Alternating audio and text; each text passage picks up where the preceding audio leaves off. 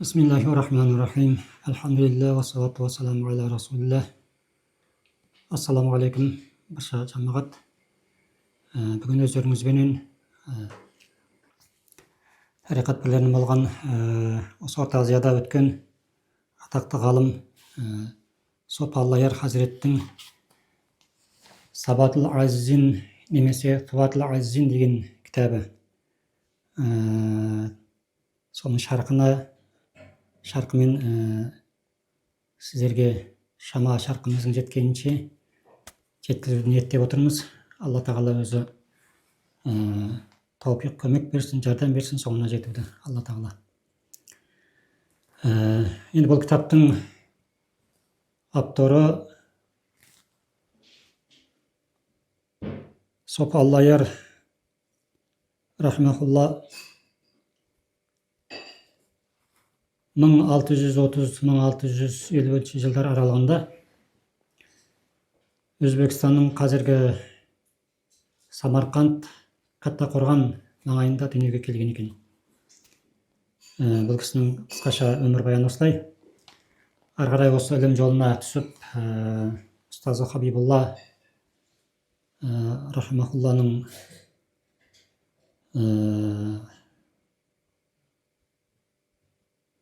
қолында тұрып, осы тариқат жолына түскен. Сонымен осында бізге жеткені 4 кітап болған екен бұл кісі негізі. Енді ол бізге қазір қолымыздағы сол Сабатул Азизин кітап. Бұл мағынасы енді біз негізгі мағынасы шарасыздың табандылығы деген мағынаны береді екен енді. Енді оның мағынасы көп, бірақ енді біздің әзірге білгеніміз осы мағына. Енді бұл мағынадағы негізі біздің осыны оқығаннан кейін әрбір пенденің болмаса өзінің сол шарасыздығын сезінуі деген мағынаны береді. Бисмилла деп енді кітапқа кіре берейік.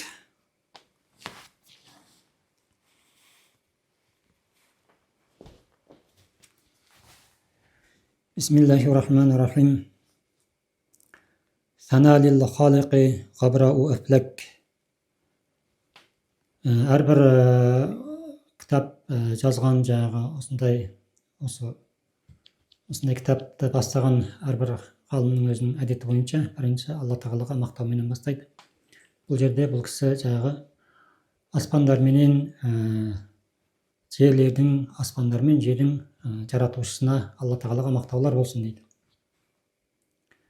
Яратти қатыра идін гауһари пак.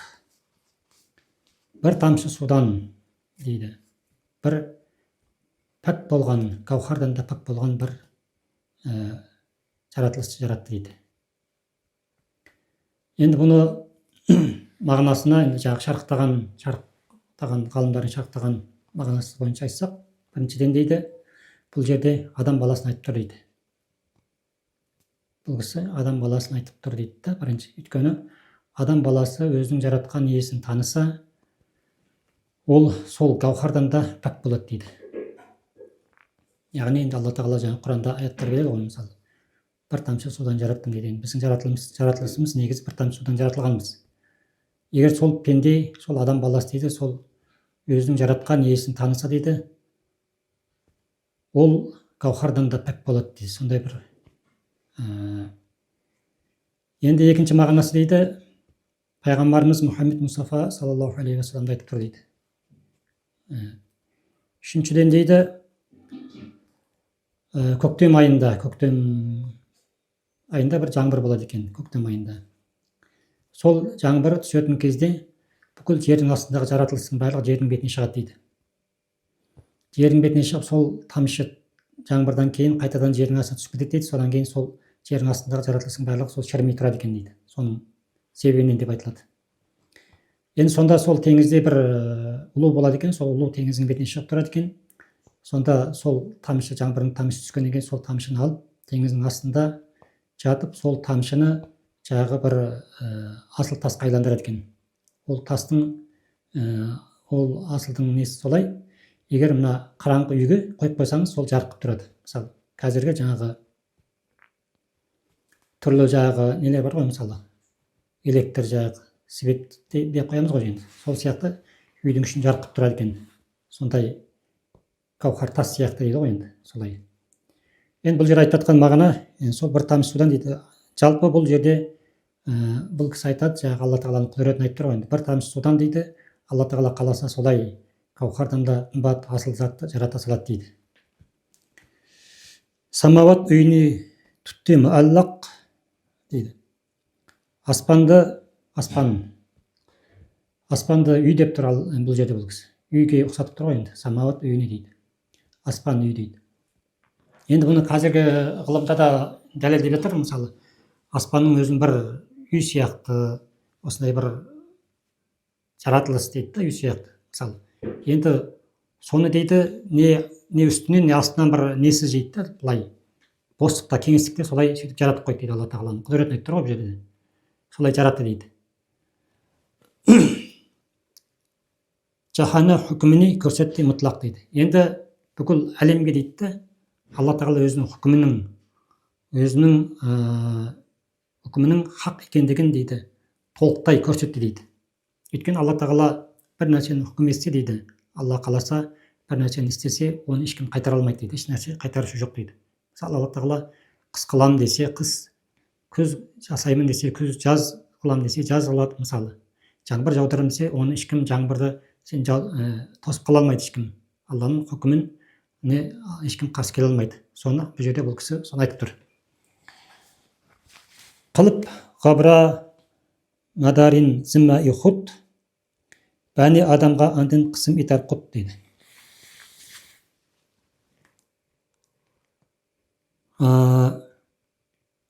Жердің дейді салмағын дейді, құт дейді балықтың үстіне қойды дейді, жердің салмағын.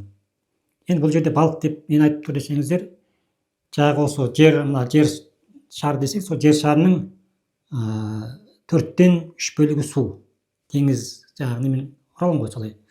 Енді бір бөлігі ғана құрлық. Бұлай қарамаққа мына құрлық сол жаңағы құрлық судың үстінде тұрған жаңағы балық сияқты көрінеді дейді ғой, жаңағы балық сияқты болғандықтан сол жаңағы жерде бұл жерде құт деп сол балық сияқты болғандықтан солай айтып тұр дейді, бірінші мағына дейді. Екіншіден дейді, құт деген бір көктемде бір ай бар екен. Көктемде бір ай бар. Мысалы, бізде егіншілердің сондай бір егін егетін ай бар. Сол айда егін егіп үлгеріп қалса, үлгермесе, ол ай өтіп кеткеннен кейін ол еккен егін шықпай қалады. Сол сияқты сондай құт айы деген бір ай болады екен. Сол құт дейді, сол айға бір салмақ салды дейді алла тағала. Сол айда жағы, сол айды пайдаланып, сол айды ұстап қалған адам үшін сол айда береке бар. Яғни сол айға түсті дейді салмақ. Яғни сол көктемдегі бір ай дейді. Соны айтып тұр дейді. Бәне адамға андын қысым итар құт дейді. Адам баласына дейді бүкіл өзінің рызық несібелерін алла тағала солай жағы бөліп берген дейді. Бөліп. Пәдит етті жахан ичіра фавасыл қылыр әр фәсіл түрлік нәша хасыл дейді. Бүкіл әлемге дейді алла тағала бүкіл әлемді дейді алла тағала сондай түрлі немен жаратты дейді. Жаңағы мысалы қарасаңыз, бір жер тау, бір жер өзен, бір жер құм, бір жер көгал деген сияқты солай өзінің несіменен дейді. Қылыр әр фәсіл түрлік нәша хасыл дейді. Енді әр жер дейді, әр орын өзінің сол өзіндегі ерекшелігімен ерекшеленіп тұрады дейді. Мысалы таудағы нәрсе құмда болмайды, құмдағы тауда болмайды деген сияқты. Теңіздегі бар нәрсе құрлықта болмайды деген сияқты. Әрқайсысы өзінің Алланың берген бір қасиет ерекшелігімен ерекшеленіп тұрады дейді. Ажайып сана, ажап ахкам тағдир қылыр бір құстың әлем көзіне сыр дейді. Бұлай қарасаңыз дейді, не деген бір Алланың тағдырына дейді, таңырқайсыз дейді, таңғаласыз дейді. Алланың тағдырына, Алланың құдіретіне дейді, таңғаласыз дейді. Қылыр бір құстың әлем көзіне сыр дейді. Құрсы деп күлшені айтып тұр дейді бұл жерде, жаңағы тәпсір ғалымдары бұл кітапты тәпсірлегенде. Құрсы дейді, бір күлше дейді. Енді дейді, мысалы адам баласы, сіз қанша дүние тапсаңыз да, қанша неңіз болса да, сіздің жейтініңіз дейді бәрібір бір күлше дейді, бір күлше ғана дейді, сонымен ғана тоясыз дейді. Мысалы қанша дүниеңіз, қанша нәрсеңіз болса да, соны жиғаныңызбенен сол бір күлшемен ғана қанағат табасыз дейді. Ары қарай одан артық бүкіл ештеңе жей алмайсыз дейді. Сол сияқты дейді, мына күн дейді, аспандағы күнде сол күлше сияқты дейді. Ол күн, сол күнге жаңағы сол күннің жылуыменен енді екінші мағынасы ғой, енді сол күннің жылуыменен, сол күннен шыққан энергияменен осы жердің бетіндегі бүкіл нәрсе өніп өсіп адамдарға жаңағы рызық несе болып шығып жатыр дейді. Сол бір құрсы дейді, сол дөп дөңгелек бір кішкентай бір күннің несінен дейді да, былай қарасаңыз бір күлше сияқты бір күн дейді, ол шыққан дейді, аспанда тұр дейді да, оған тіке қарай да алмайсыз дейді. Енді ол соның жылуыменен дейді, соның жарығымен дейді, осы жердің бетіндегі бүкіл рызық соның несімен шығып тұр дейді. Алла тағала солай шығарып қойған дейді. Ирада қылса ол хайи тауана, құлар бір лақса білмәсіне дана дейді. Енді дейді, Алла тағаланың құдіретіне қарашы дейді да, Алла тағала бір нәрсені жаратам десе дейді да, ол Алланың тірі болған, мәңгі тірі болған Алла тағала дейді. Қылыр бір лақса білмәсіне дана дейді. Бір сәтте дейді да, бір сәтте ғана бір түк білмейтін адамды дейді, ғалым ете салады дейді, Алла тағаланың құдіретіне қара дейді. Енді ары қарай енді соны айтпақшы енді. Сафи топырағыден иткеш жан иля жисім, нечүкім әйлади данайы әр ісім дейді. Енді адам баласын, адам атамыз дейді, топырақтан жаратты дейді Алла тағала. Жанын, жағы жисмін дейді, тәнін сол топырақтан жаратты дейді. Сосын дейді, оған дейді Алла тағала ілім беріп еді дейді. Ілім берді, содан сол жағы топырақтан жаратылған адам дейді, бір сәтте ғана ғалым болды дейді. Яғни періштелерге, жағы Құранда Алла тағала айтады ғой, жағы періштелерге сендер білмегенде мен білем деп, жағы адам атамызға жағы бүкіл жаратылыстың жаратылған бар есімін үйретті. Сонымен адам атамыз бір сәтте сол періште жағы бәрін білді. Соны періштелерден сұрап еді, білмейміз деді. Адам атамыздан сұрап еді, соның бәрін айтып берді. Соны айтып тұр бұл жерде. Сол адамды дейді, бір топырақтан жаратып еді дейді Алла тағала. Содан барып соны ілім беріп еді дейді, бір сәтте сол жағы ештеңе білмейтін адам бір сәтте сондай ғалым болды дейді. Бәрін білді дейді. Халас етсе біреуіне Раббу әпләк, құлар тақ асыда анден шығарып фак дейді. Енді біреуді дейді Алла тағала, Раббымыз дейді, біреуді бір нәрседен құтқарам десе, егер Алла тағала біреуді ол таудың астында қалса да дейді, аман шығады дейді. Тау басып қалса да дейді, аман шыға береді дейді. Нечіккім тұтты туфан дәшт тағы, уәлекен болмады холнық аяғы дейді. Жағы Нұх пайғамбардың кезінде бүкіл әлемді су басты, топан суы басты, бүкіл тау, тас, бүкіл еш жердің беті қалмады, бүкіл жер. Бірақ дейді, Нұх пайғамбардың аяғы су болған жоқ дейді. Алланың құдіретін қарашы дейді, ол жерден Алланың құдіретіне қарасаң дейді, бүкіл әлем дейді су болып жатыр дейді. Бір су емес жер жоқ дейді, бірақ Нұх пайғамбардың аяғына дейді су тиген жоқ дейді.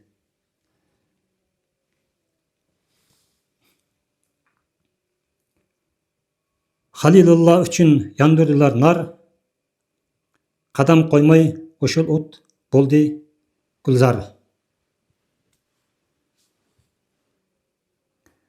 Алла тағала өзінің досы Ибраһим пайғамбарды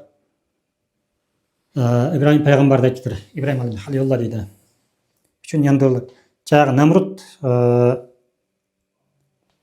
жағы Ибраһим алейхиссаламды өртейміз деп, жағы Намрут өзінің қауымына отын жидіріп, жағы отын таудай болды. Сол жанған отта сондай алауда сондай үлкен болды дейді. сол отқа тастағанда дейді, қадам қоймай ошыл от болды гүлзар дейді. Енді жаңағы Ибраһим пайғамбарды жаңағы отқа лақтырады, бірақ сол отқа жетпей ақ дейді, сол отқа қадам аяғы жетпей ақ сол от бір жаңағы бау бақшаға айланды дейді. Бұл жерде бұл кісі алла тағаланың құдіретін айтып тұр, құдіретін. Азап ел адиларны қылды набут, әйде ол ел нәсім табиқ худ дейді. Худ пайғамбардың кезінде алла тағала сол жаңағы ат қауымы дейді ғой, сол қауымға жаңағы Худ пайғамбар алла тағалаға, алланың бірлік барлығына шақырады, бірақ ол қауым жаңағы оны қабылдамайды. Сонда алла тағаланың азап бір жел жіберді дейді. Жел. Сол жел келді дейді, сол қауымды халақ қылды дейді, жаңағы жоқ қылды дейді, жердің бетінен жанын алды дейді. Енді дейді сол жел дейді, сол Худ пайғамбардың ілескен қауымға дейді бір таңғы самал сияқты сондай бір самал болып тиді дейді. Енді бір қауымды дейді жоқ қылып жіберген жел дейді, жаңағы пайғамбарға ілескен бір қауымға келген кезде ол жаңағы майда қоңыр бір салқын жел самал болды дейді.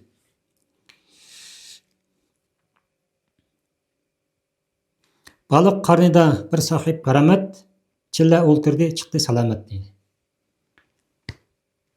Балықтың ішінде дейді бір керемет егесі дейді. Бір пайғамбар ғой жаңағы Юнус пайғамбарды айтып тұр.